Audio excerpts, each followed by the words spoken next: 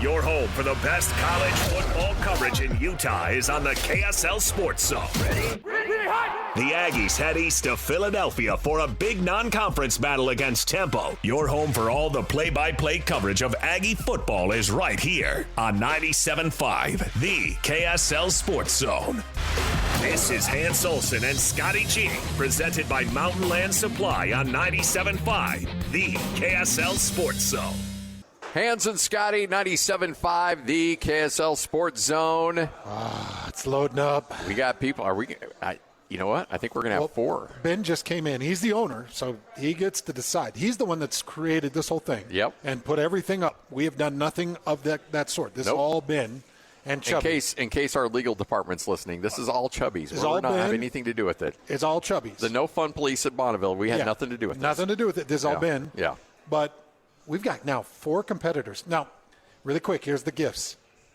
$70 if you finish inside 10 minutes to Chubbies. And 2 tickets to the BYU Kansas State game. Correct. Again, Chubbies is putting that up. Yep. If they finish the burger inside 20 minutes, it's a $50 gift card. If nobody finishes the burger, it's the person that finished the most burger. They get $20 gift card and the 2 tickets to the BYU game. Correct. That's it. And so it's a great competition. And all 4 of you get the meal for free. All 4 of you. And we haven't even talked about the homemade desserts here. And if we can get a couple desserts down, dude. Orange float, which is like a creamsicle.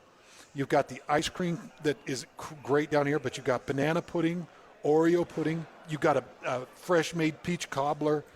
You got cobbler a la mode with a big old scoop of ice cream on it. You got a brownie sundae. It's a fresh-baked, piping hot brownie, big, thick brownie with a big old scoop of ice cream on it. They're homemade desserts down here, the best. So get into Chubbies and have yourself some great and these guys with the Louisiana roots, when, I spent a good couple of years doing the mission thing in North Carolina, I have not had really good hush puppies outside of the South. Have you had theirs here? I've not. I just saw them on the menu. The hush puppies are the best that you'll find. But it's the scones, too. And by the way, free scones if you come in and mention Hans and Scotty. At any one of the locations. Free scones today. Let's go. Let's do it. All right. If you missed it in the first segment of the show, we had a chance to catch up with Matt Wells, the co-offensive coordinator at Kansas State, and, of course, longtime Aggie, was the head coach at Utah State and was the offensive coordinator at Utah State with Gary Anderson and was a quarterback at Utah State, now helping run the offense there at Kansas State. And we talked about making that transition from being a head coach to just being able to call plays and run an offense like he got back to his roots doing. Really good. This has been a really good move for me professionally, for my family, for Jen and Wyatt moving here, and it's been a really good transition. It's just very thankful for an opportunity here at a program that is very, very solid. It's very stable. Chris Kleiman has done a phenomenal job here in 5+ years of just developing a culture and a winning culture of toughness and of discipline and a very, very consistent program year in and year out. Well, Coach, you got a lot of people here in the state of Utah that absolutely love you. And they've kind of followed you along where you went to Texas Tech and then on your journey. Kind of walk people through. You go Texas Tech, then you spent some time where and then ended up with Kansas State. Yeah, 3 years there at Texas Tech, and then when that finished, unfortunately, we had a decision to make, and there were some opportunities to go to some places and have to move. And Ella, our middle child, was in the middle of her sophomore year and kind of in a move to just stabilize her and allow her to finish high school and graduate and be, just have a little bit more consistent lifestyle for her.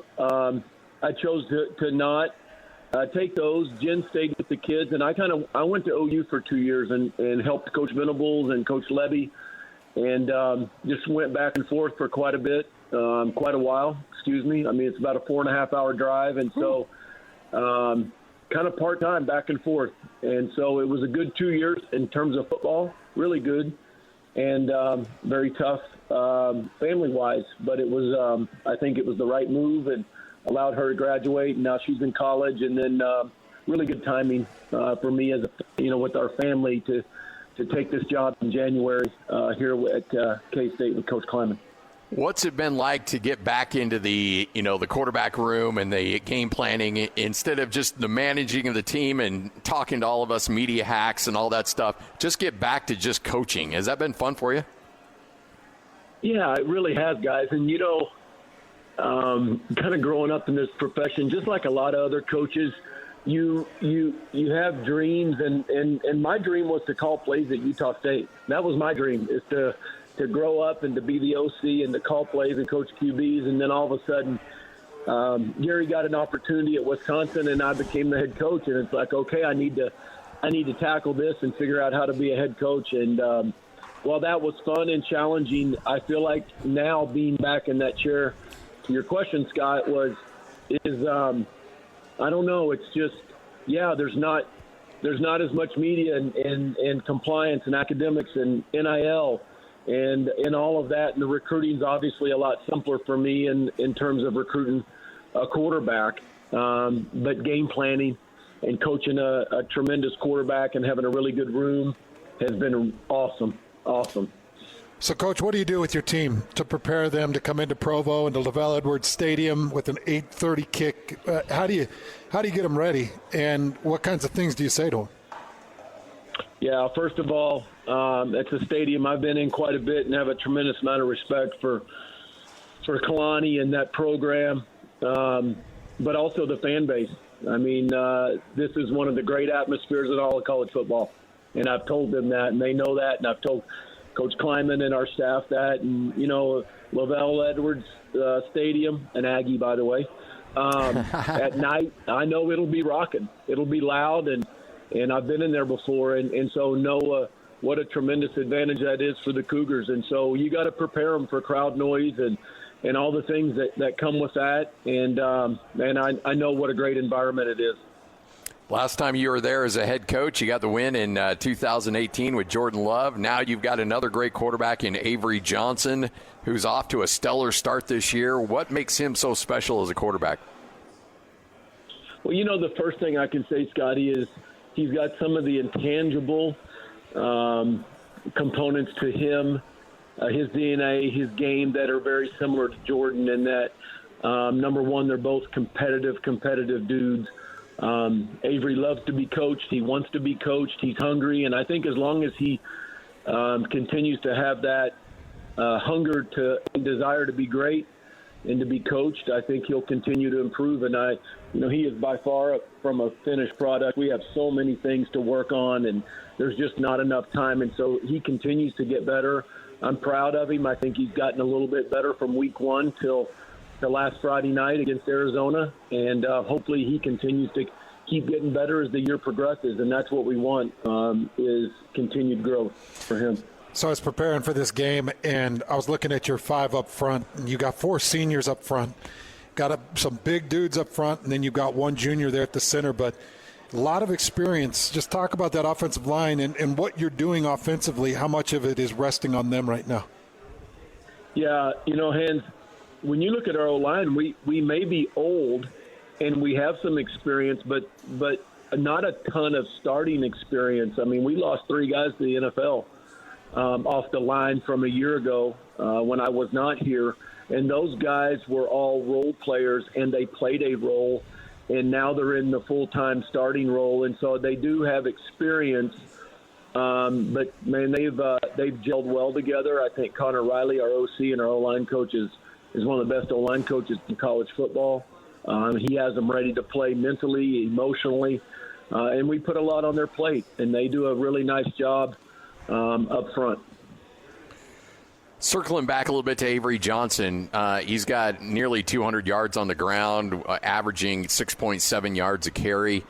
From a play calling standpoint, is it like a kid in a candy store when you've got a dual threat that has that kind of explosive nature in his ability to throw and run? Yeah, he can really pull it and run, different from some of the other athletic quarterbacks that I've had he has the ability to hit a home run, like straight line speed, because of how fast he is. But yeah, certainly, I think it presents problems because you can move him, you change the launch points for a quarterback and putting him on the move. But also just the plays that happen real naturally when things get covered and he pulls it to run. He does a really nice job of keeping his eyes up in scramble mode to be able to throw. And, it's move to throw in the pocket, not move to run or move to escape. And so I think, he's doing a nice job with that because certainly when he does pull it, he poses a big threat. Another guy that caught my eye, Coach, I wanted to talk to you about. I know DJ Giddens is kind of the low-hanging fruit, but I want to talk about Dylan Edwards because I saw him on that return. I know that, you get into red zone, and he's a deadly rushing threat. He's also a receiving threat. I just feel like number 3 pops out to me as much as anybody. Talk a little bit about Dylan Edwards and what kind of usage you throw him into this BYU game. Yeah, both of those guys present two different kinds. They're kind of thunder and lightning. And, DJ is a workhorse, a 1,500-yard rusher last year, and he's on pace to get that. I think this year he'll be a 1,000-yard rusher real easily. But, Dylan has, number one, he has home run speed. You saw it on that punt return that you referenced, but he's able to catch the ball. He's able to run between the tackles. He's small. He's quick. And so I think, he has a lot of intangibles within his skill set that make it fun to game plan. Well, speaking of Giddens, though, and this one thing that I've learned about the Big 12 and being around Hans and his deep dive into this conference last year and this year, now that Utah's in there as well, is the realization that this conference is just absolutely loaded with running backs, and DJ Giddens is certainly near the top of that list. He, as you mentioned, well on pace for well over 1,000 yards. But again, talk about his strong suit, because it seems like he's a guy that can get you, 15, 20, but also get you the big one on goal line and 3rd and 1. Yeah, and to your point there, of what you were talking about with Hans, you're going to see it. Each and every week there's a real running back in the Big 12. Each and every Saturday there is. And DJ, I don't think he takes a back seat to anybody. I think, what he does well is going to serve him well in the future because he'll play on Sundays. He can pass pro. He's really smart. He's got good hands out of the backfield. He's an every down back in college, which I think gives him a chance to play in the NFL because he can pass pro and catch the ball. But he's a guy that, doesn't have a ton of wear and tear on him just because Deuce Vaughn before took a lot of that load. They shared that load.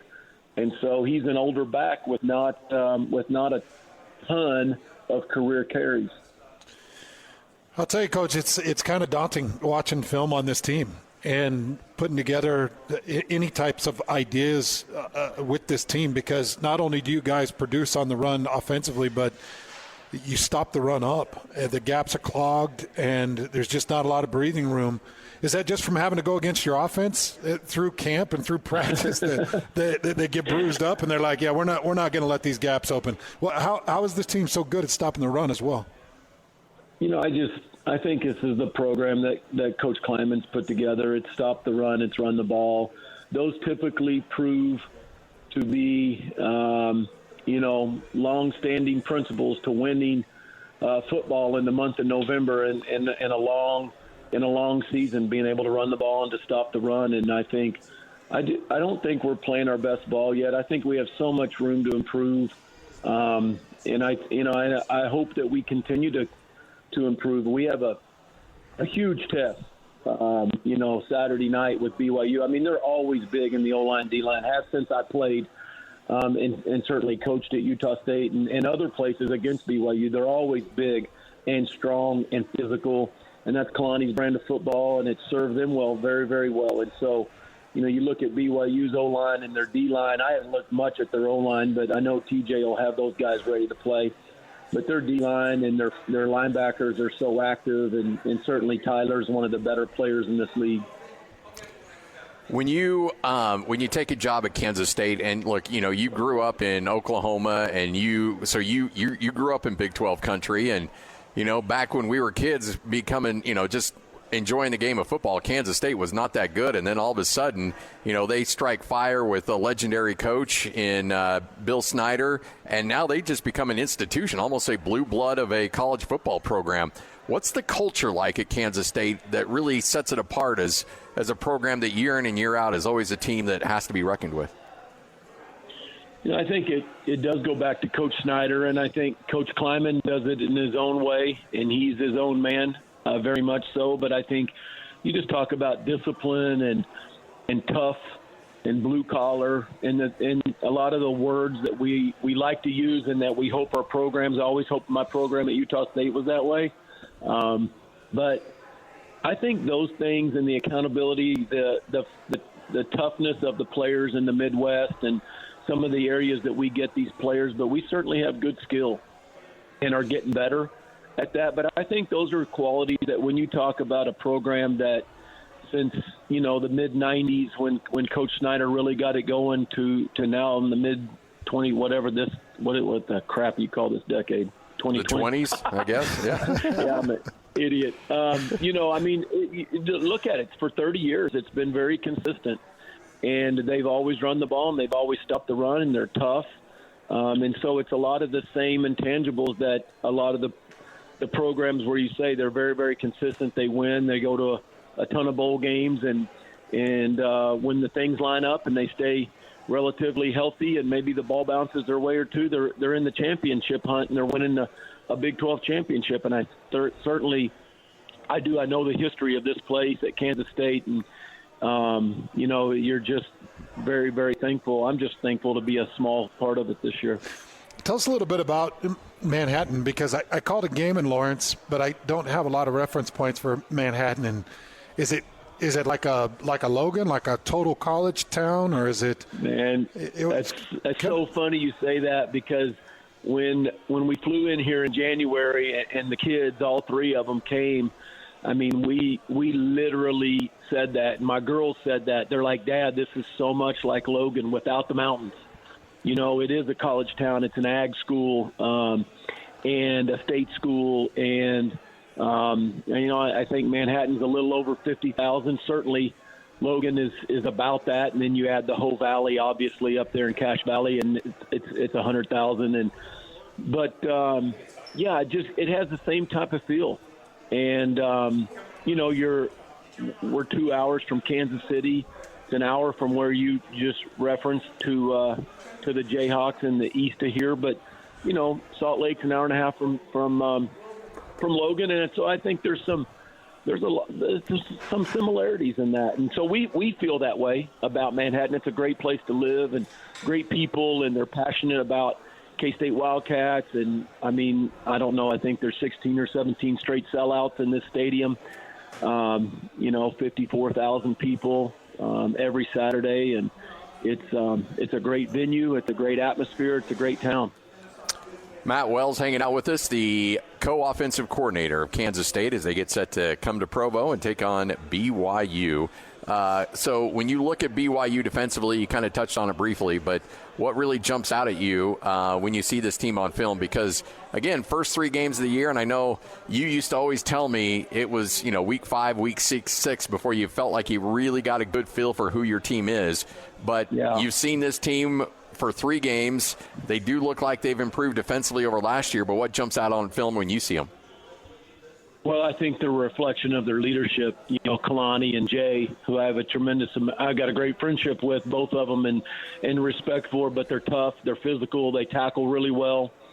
They're very multiple in the back end. They give you a ton of different looks, and so there's a lot of smart players. There's smart coaches there. I think, and again, I think the physicality stands out. Batty he's a beast. He's one of the best in the Big 12. He'll have a great year. And so I think those are the things that you see that jumps off tape. So when you get into game week with guys that you have a good friendship with and a lot of relationship with, do you text back and forth? Do you call? Like, how does that friendship, how does that relationship get managed when you're about to butt heads?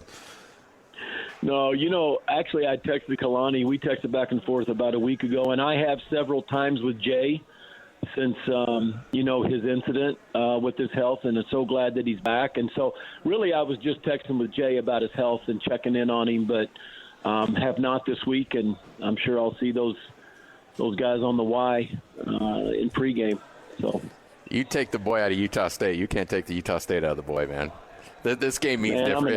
I'm an Aggie through and through. What's funny is this summer, a couple times on vacation, people would ask when we'd meet somebody or run into somebody, where are you guys from?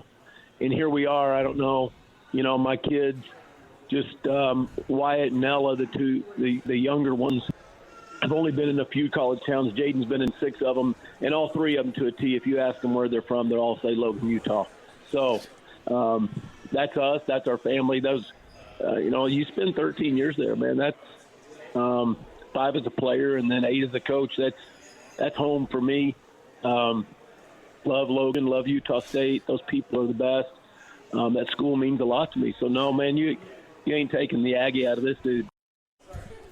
There he is, Matt Wells, right here on 97.5, the KSL Sports Zone. Matt Wells joins us? Yes, he did. Hans and Scotty, this is 97.5, the KSL Sports Zone.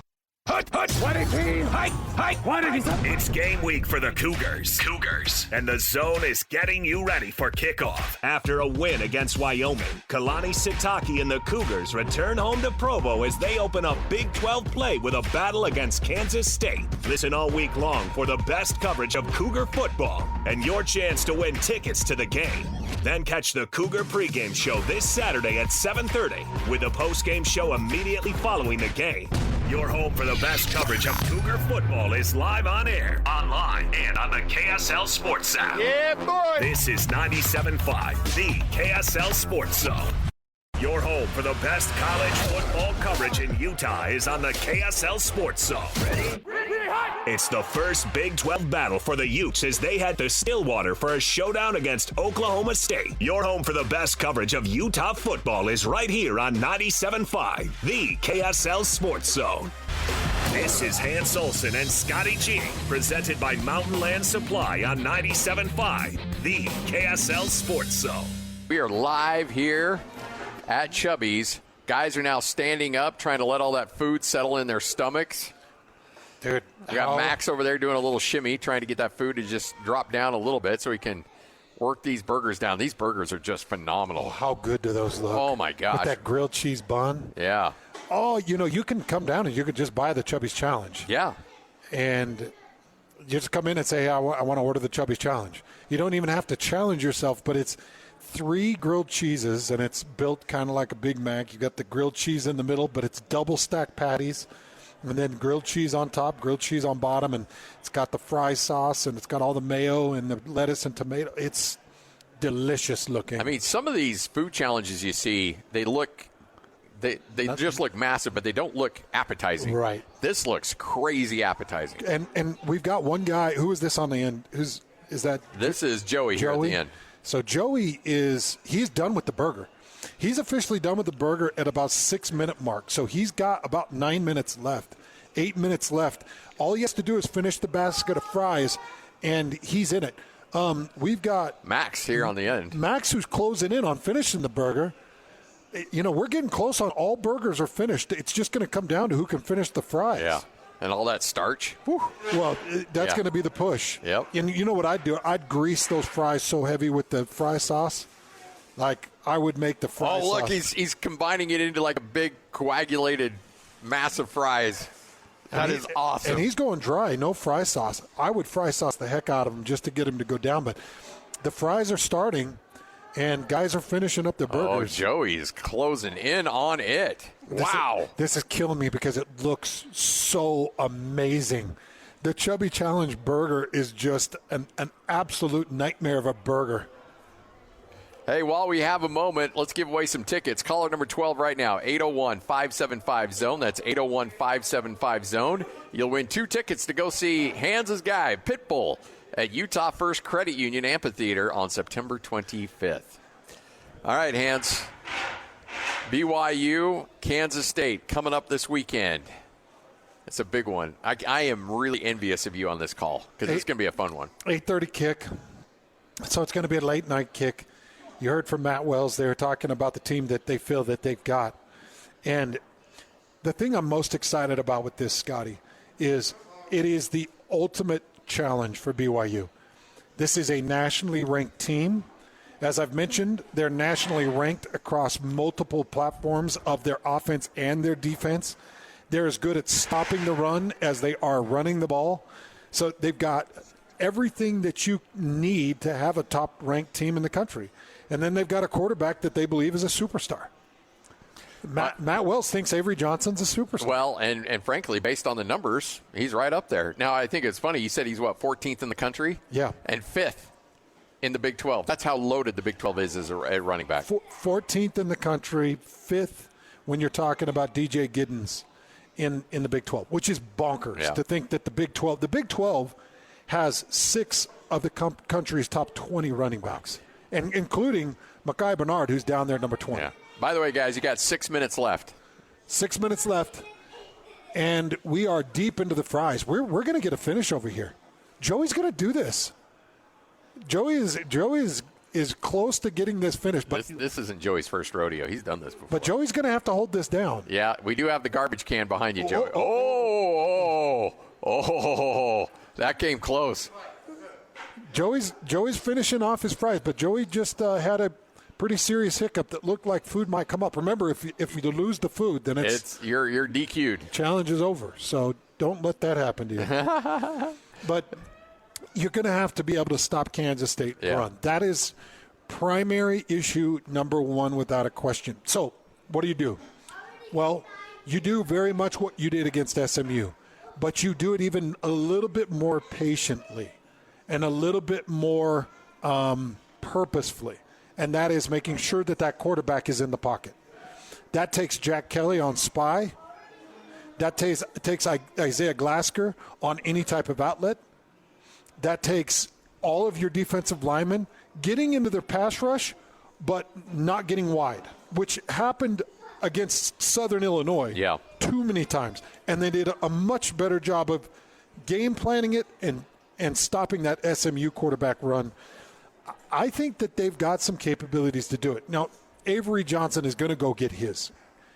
But you need to make sure that his is not more than 65 yards rushing. Yeah. You need to make sure that his is not finding those 3 or 4 third down and 3 opportunities where he extends the drive with his feet. Yep. If you can close down those gaps and make a couple of big tackles early and put the hit on him so that he's like, well, maybe I don't want to get outside the pocket. Yeah. But really put the hit. And Jack Kelly's got the biggest hitting potential of anybody on this team right now. Amen. So smack him when he comes out. Really put the hit on him. Well, especially too, like if he does the read or the option and he gives, you can still put a hat on him. Yeah, still hit him hard.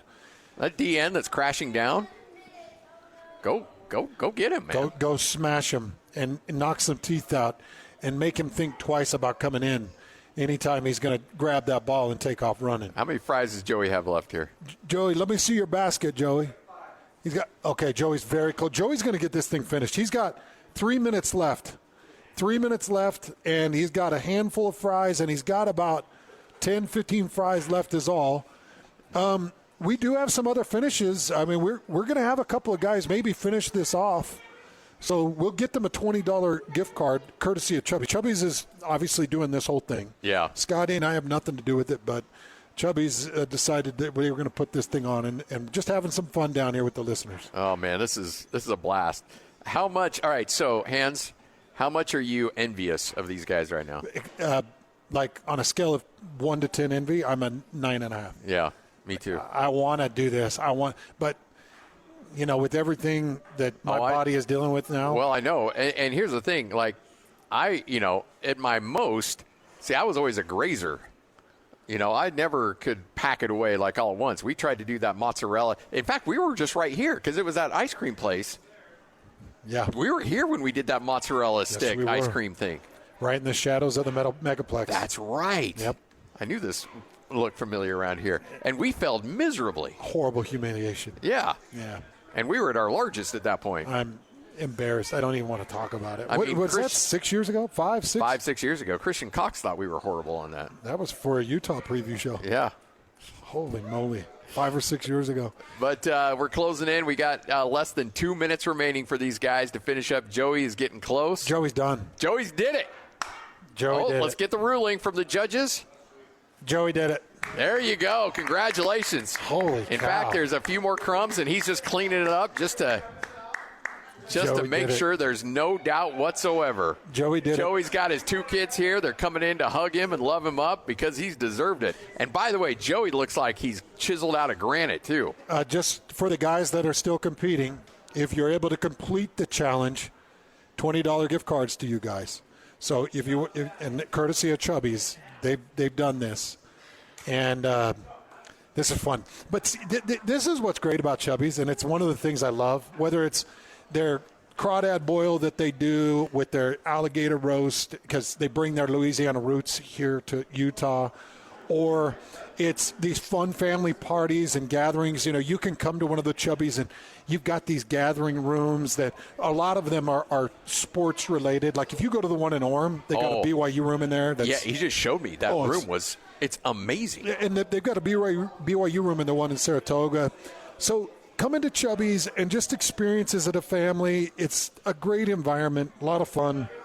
And, of course, their food is second to none. Yeah. Some of the best food you're going to find in Utah. We'll wrap up this show next, get you ready for JJ and Alex, and may even chat with our guy Joey here, who just won himself a haul of prizes because he finished the Chubbies Challenge in less than 15 minutes. You're listening to Hans and Scotty, 97.5, the KSL Sports Zone. Ladies and gentlemen, may I present... This is JJ and Alex. Kansas State beat a really good Tulane team at their place. And then what did they do on Friday night? Absolutely dominated a team that we thought was a legit top 25 team in the country. So if BYU beats them, the perception of BYU, not just for us, but around the country, will suddenly change. You beat a top 15 team in the country, you're going to get noticed, you're going to get attention. This is a massive opportunity for BYU to prove to everybody, including themselves, that they truly are as good as they said they are, that they have improved. This is a moment to show everybody who you are and what you're really about. Catch JJ and Alex afternoons from 3 to 6. Presented by G2G Bars on 97.5, the KSL Sports Zone. Your home for the best college football coverage in Utah is on the KSL Sports Zone. Ready? The Cougars open up conference play with a battle against Kansas State in Provo. Your home for the best coverage of Cougar football is right here on 97.5, the KSL Sports Zone. This is Hans Olsen and Scotty G, presented by Mountain Land Supply on 97.5, the KSL Sports Zone. Joey came, he saw, He conquered. and he conquered. You did it, Joey. And he joins us now. Joey, man, congratulations, dude. That was like watching Jordan in 98, man. Like, that was incredible performance. How you feeling? Not too bad. Yeah? Not too bad. I had a second wind in there after the hiccup issue. Yeah. And then got some air out of my lungs. Were you A little gas. You and almost that got a little opened bit some more out room. of your stomach, yeah. Yeah. Were you confident? I was pretty confident. I've Done a few of these? put some of these away when I was a youngin'. Well, you're All right. not a big guy. No, I know. No. Like, you're what, 170? 175? About 180, but when I was like after high school, I was a $145, same height, and I would just out-eat anyone. It's unbelievable. And you finished it in 15 minutes, which means you get the $50 gift card for finishing in 15 minutes. You get the $20 gift card because you beat everybody else. You got the BYU tickets. We're even throwing in a couple of hats for you, too. So, man, this is a haul. Congratulations. Yeah, thanks. Not a bad lunch. Well, and it's fun because your 2 kids got to see it. Are you proud of your dad? Yeah, everybody's proud of Dad down here. What's the biggest meal you've done? Or because I can see you've done this before. I would do work eating competitions. Those in so you're hours essentially hustling your coworkers. Free money. They give me food. I do spice competitions and just anything. Oh, spice? Okay. So Food, you do it spice, all. I just Okay, now here's the big question. The flavor in that.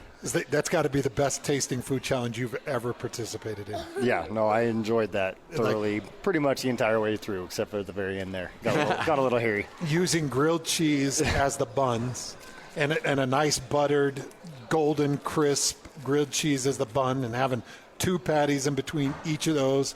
having a total of 4 patties, a total of a pound of burger, I believe it was. Yep. And then a pound of fries. Were the fries hard to get down? Yeah, they were rough. Because you were full. Yeah. You're just jam-packed. Yeah.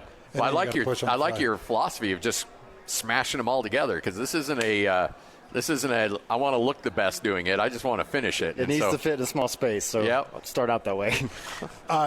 You listen to the show often, hopefully. I do. Okay. We appreciate you. We were listening on the way home over here, and the kids wanted to stop so I could try this challenge real quick. Oh, that's so it worked awesome. out real well. Have you been to Chubbies before? Oh, yeah.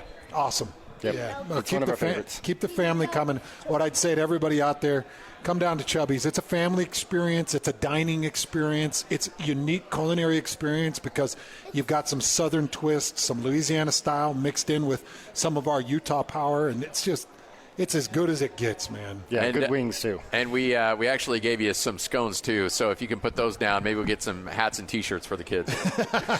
Easily. That's a good poll. One of my favorites, the great outdoors. Hans and Scotty, that wraps it up for us. But Hans, Cougar preview show in the book. Should be a fun one. And then tomorrow, Frank Dolce will join us, and we'll break down the Utes. Yeah, so another big game. That's what's crazy about this is we've got 2 insane games here in the state where BYU is taking on a ranked opponent. Utah is taking on a ranked opponent as a ranked opponent. Yep. BYU with the chance to break into the top 25. They get this win. Oh, they'll be ranked for sure. Absolutely. They'll jump into the top 25. So BYU's got a great opportunity. But we're going to get into some of the depths of what I expect Oklahoma State to come out and try to do against Utah. Yeah.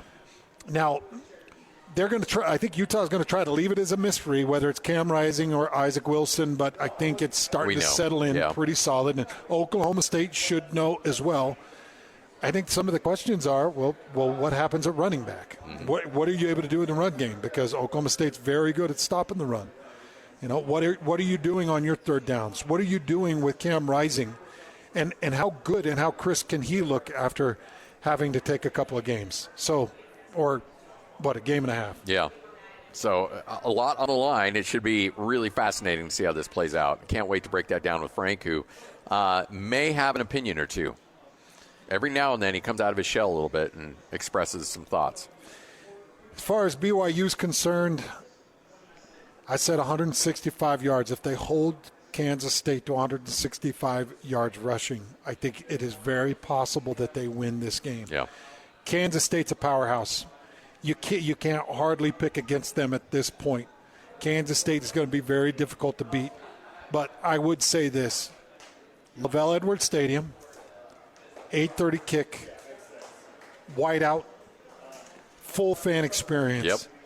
If it shows up, that's a very difficult environment to come in and win in. That's a long road trip. It's an unfriendly, very difficult environment, very loud. If BYU plays their best game, they're very capable of winning this thing. I agree wholeheartedly. All right, big thanks to Chubbies and the crew down here at Vineyard. Remember, there's 9 Chubbies locations. There's going to be one near you. Find it, enjoy it, and knock that food out of the park, folks. This place is absolutely phenomenal. It's Chubbies. And, again, thank the staff here at Vineyard for letting us invade the place and wreck it. Because we had 4 listeners who just absolutely got after it. This was fun. Yeah, big thanks to Ben. Oh, yeah, absolutely. Setting the whole thing up. Chubbies did all of this for us. Yep. And we didn't even know they were going to do it. No, this was really cool and fun to be a part of. Fun deal. Chubbies here in Vineyard and all the other Chubbies in Utah. It's a Utah company with Utah families that are just doing it right. It's all right here on 97.5, the KSL Sports Zone.